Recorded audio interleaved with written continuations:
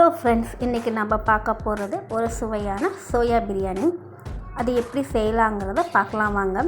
அதற்கு தேவையான பொருட்கள்: பாஸ்மதி அரிசி, சோயா, பெரிய வெங்காயம், கேரட், பீன்ஸ், உருளைக்கிழங்கு, தக்காளி, பச்சை மிளகாய், தயிர், எண்ணெய், நெய், இஞ்சி பூண்டு விழுது, பிரியாணி மசாலா, கரம் மசாலா, மல்லித்தூள், மிளகாய்த்தூள், மஞ்சத்தூள், உப்பு,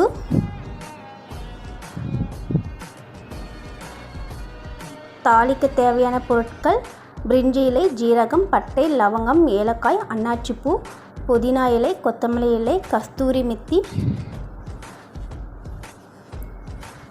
இப்போ ஒரு பாத்திரத்தில் அடுப்பில் வச்சு அதில் தண்ணி ஊற்றி நல்லா கொதிக்க வச்சுக்கலாம். அடுப்பு ஆஃப் பண்ணிவிட்டு இப்போ சோயாவை அது கூட சேர்த்துக்கலாம்.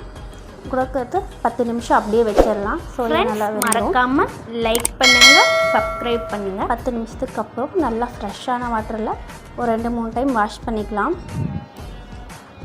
வாஷ் பண்ணிவிட்டு இப்போ சோயா நல்லா தண்ணி இறுக புழிஞ்சிட்டு ஒரு பாத்திரத்தில் போட்டுக்கலாம். நல்லா தண்ணி இல்லாமல் நல்லா இறுக புழிஞ்சிக்கிறோம்.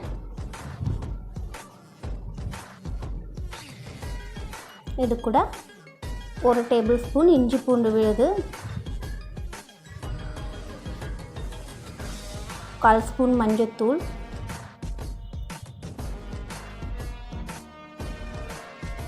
1 ஸ்பூன் மல்லித்தூள்,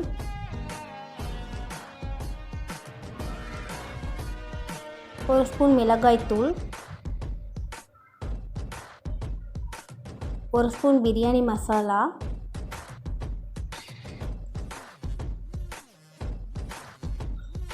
1/2 ஸ்பூன் கரம் மசாலா, தேவையான அளவு உப்பு,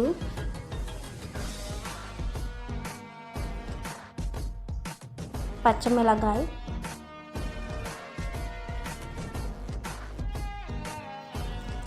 தயிர் ஒரு 3 டேபிள் ஸ்பூன் சேர்த்துக்கலாம்.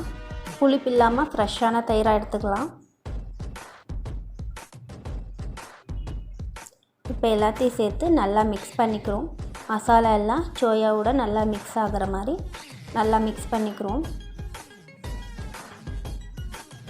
இப்போ நல்லா மிக்ஸ் ஆயிடுச்சு.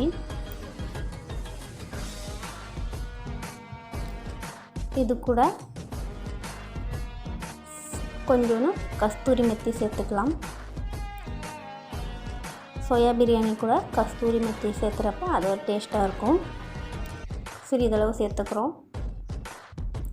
இப்போ இது கூடவே நம்ம கட் பண்ணி வச்சுருக்கிற காய்கறிகளை சேர்த்துக்கலாம். கேரட், பீன்ஸ், உருளைக்கிழங்கு,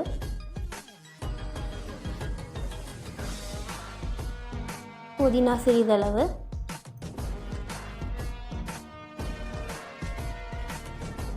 கொத்தமல்லி இலை சிறிதளவு எல்லாத்தையும் சேர்த்து நல்லா மிக்ஸ் பண்ணிக்கிறோம்.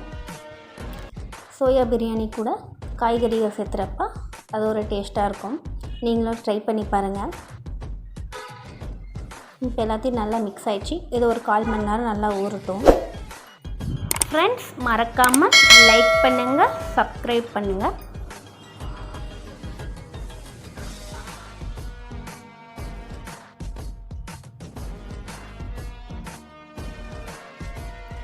இப்போ குக்கர் அடுப்பில் வச்சு அதனால் ஹீட்டான வட்டி ஒரு 4 டேபிள் ஸ்பூன் ஆயில் சேர்த்துக்கலாம். ஆயில் நல்லா சூடான வாட்டி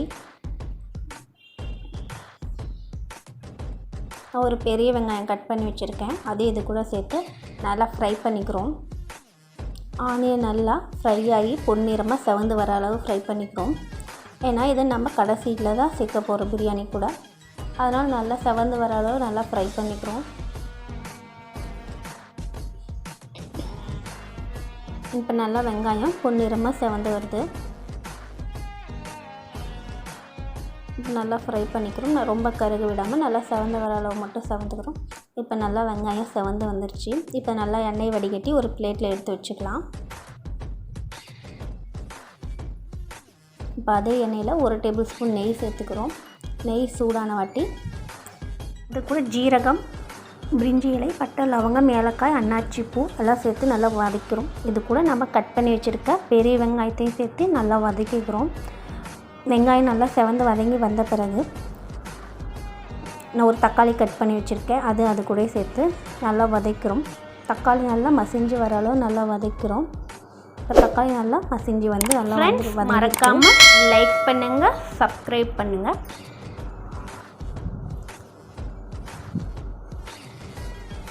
இப்போ நல்லா தக்காளி வந்துடுச்சு. இது கூட நம்ம ஊற வச்சு வச்சுருக்க சோயா இதையும் சேர்த்துக்கலாம். இது கூடவே எல்லாத்தையும் சேர்த்து நல்லா மிக்ஸ் பண்ணிக்கலாம்.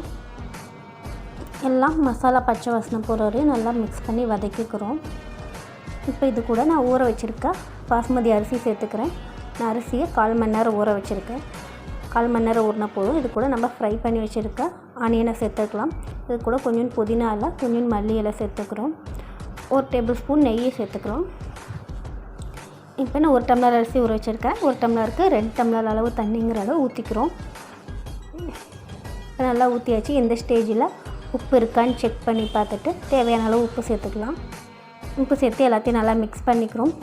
மிக்ஸ் பண்ணி குக்கரை மூடி வச்சு மீடியம் ஃப்ளேமில் 2 விசில் விட்டுக்கலாம்.